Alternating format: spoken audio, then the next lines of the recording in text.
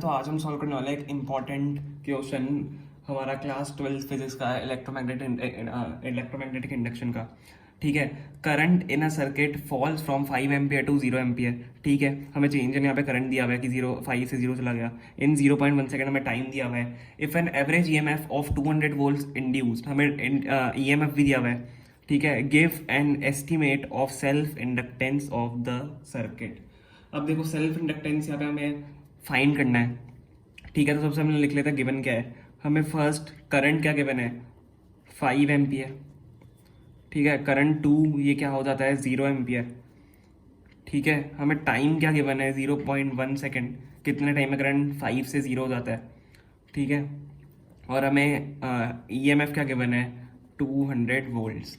अब देखो हमें यहाँ पे निकालना क्या है सेल्फ इंडक्टेंस। अब यहाँ पे देखो आप कौन सा फॉर्मूला लगेगा, इसमें मेन फॉर्मूला का ही होता है कि आपको यही दिमाग लगाना होता है कि यहाँ पे कौन सा फॉर्मूला लगेगा।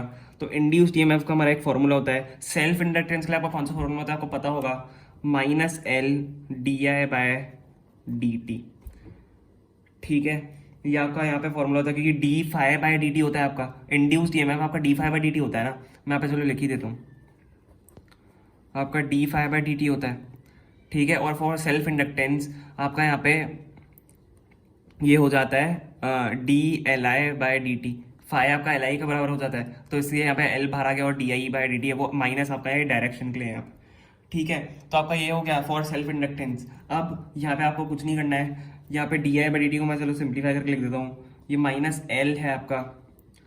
ठीक है, -L, अब ये di मतलब change in current I2 - I1।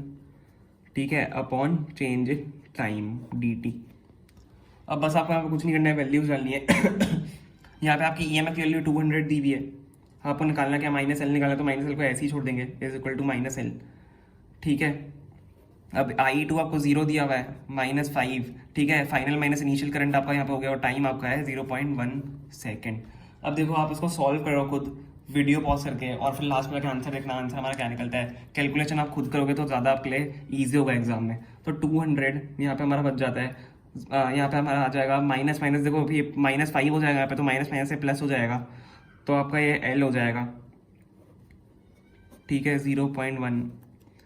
अब यहाँ पे 200 is equal to L into 5/0.1 आपका 50 होता है, इंटू यहाँ पे मैं 50 लिख देता हूँ। ठीक है, 50L हो गया। अब ये 200/L इज इक्वल टू 200/50 आ जाएगा आपका। ठीक है, तो इसका आंसर आपका L इज इक्वल टू 4 यहाँ पे निकल के आ जाता है, और 4 हेनरी। ठीक है, L की वैल्यू आपकी हेनरी होती है। यहाँ पे आपकी सेल्फ इंडक्टेंस की ऐसा यूनिट आपकी हेनरी, तो यहाँ पे हमारा 4 हेनरी यहाँ पे आंसर निकल के आ जाता है। हमारा यही आंसर है, हमने सेल्फ इंडक्टेंस की यहाँ पे वैल्यू निकाल ली है।